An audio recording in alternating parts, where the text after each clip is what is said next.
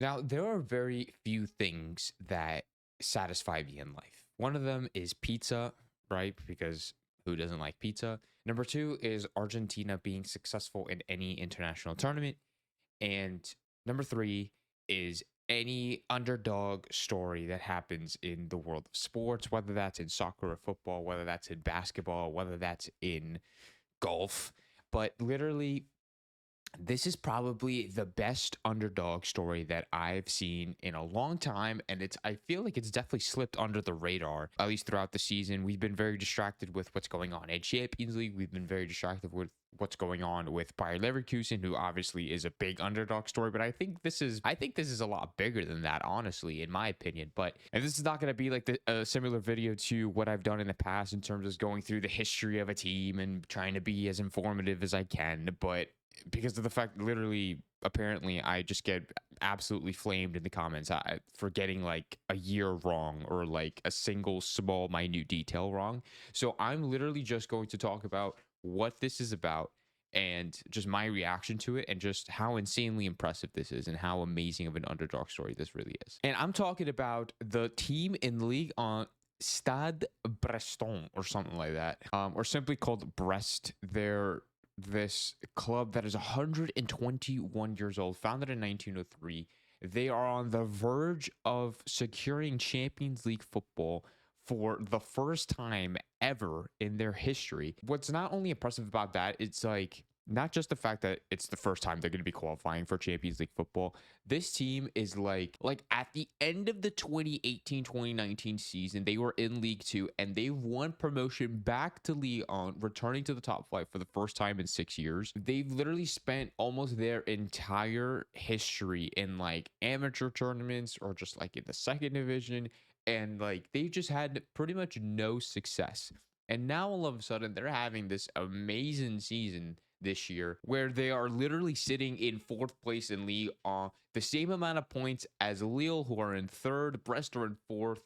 Nice are in fifth, but they have no chance of actually securing fourth place. So no matter what, Brest has secured European football for next year. Like the highest position they've ever had in League On was in eighth place, but that was over like 40 years ago.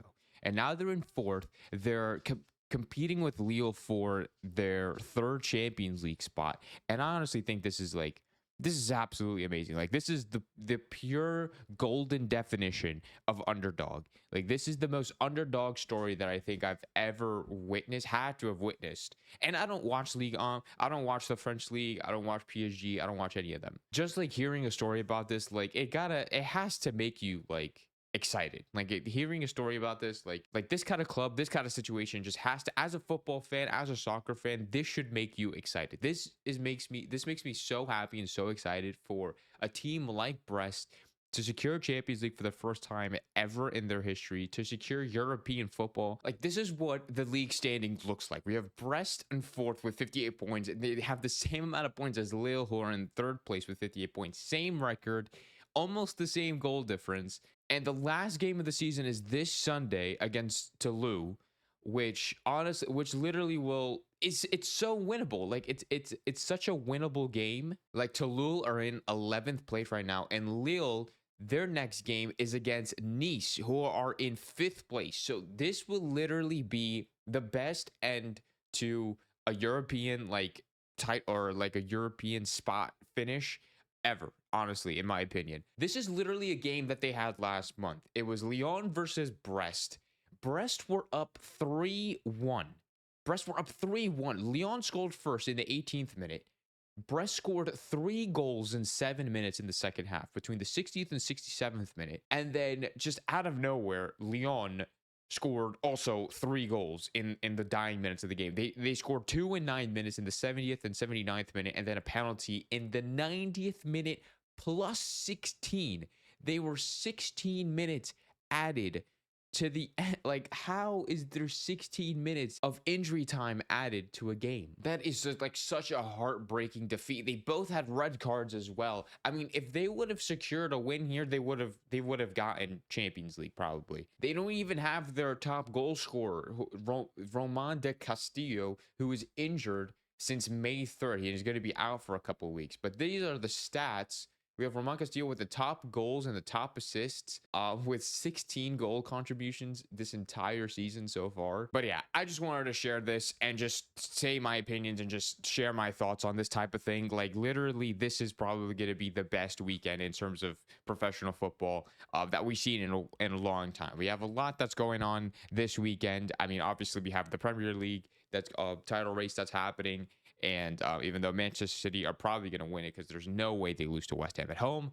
But yeah, this if you want to watch an entertaining game with a lot on the line, watch Brest versus Toulouse this Sunday at 3 p.m. Eastern time. Like this will literally be the game that like this game is so historic. You have to be a part of it. You have to watch it and witness it yourself. No idea how we're gonna watch it. It's probably on like ESPN or something. Like I said, I don't watch the French league at all, but this is a game that I will definitely catch.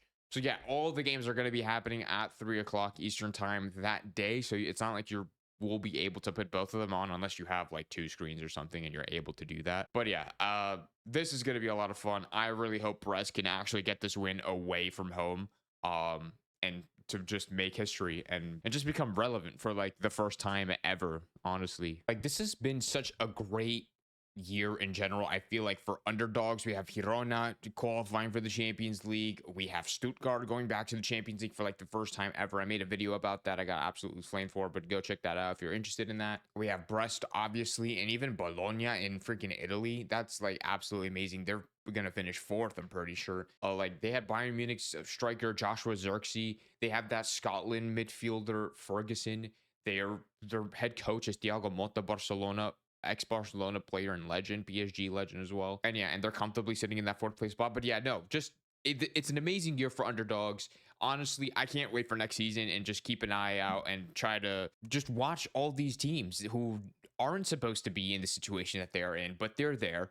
And I feel like more people need to appreciate these teams and these situations. I feel like I'm the only one that gets excited over an underdog story. Like who wouldn't want to see Bologna or Stuttgart or Brest or Girona play in the Champions League and just constantly just watch their games and see like how well they can actually do. Aston Villa is up there as well. Aston Villa qualifying for the Champions League. That's an insane accomplishment. But yeah, I can't wait for next season to see all these teams play and in this competition. Will they keep it up? Who knows? Probably not. I think Aston Villa, I think of all teams, maybe will try to stay competitive.